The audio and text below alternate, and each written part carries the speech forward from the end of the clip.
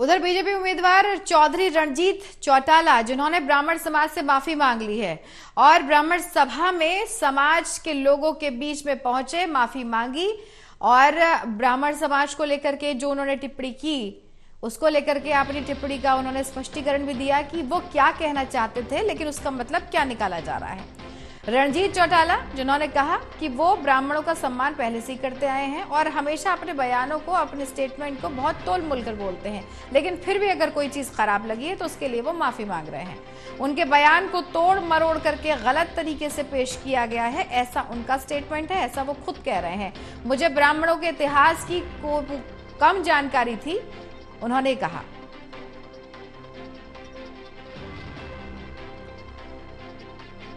तो देखिए, बीजेपी उम्मीदवार हैं चौधरी रणजीत चौटाला, जिन्होंने ब्राह्मण समाज से हालांकि माफी मांग ली है। उन्होंने जो टिप्पणी की थी उसको लेकर के माफी उनके द्वारा मांग ली गई है। वो कह चुके हैं कि मैं हमेशा ही अपने बयानों को बहुत सलीके से, बहुत सधे हुए शब्दों में कहता हूं, लेकिन अभी जो मैंने टिप्पणी की है उसको तोड़ मरोड़ करके पेश किया गया। मेरी वो मंशा नहीं थी जो पेश किया जा रहा है। मैं कुछ और कहना चाहता था, लेकिन मतलब उसका कुछ और निकाला गया।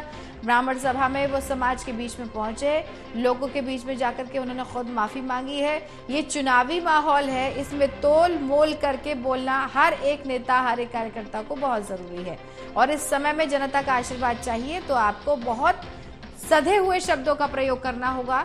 ये खुद प्रधानमंत्री नरेंद्र मोदी अपने सभी मंत्रियों को भी कह चुके हैं कि आप जो भी बोलें, जो भी स्टेटमेंट दें, जो बयान दें, उसमें ध्यान रखें, अपने शब्दों को बहुत सधे हुए शब्दों में कहना है।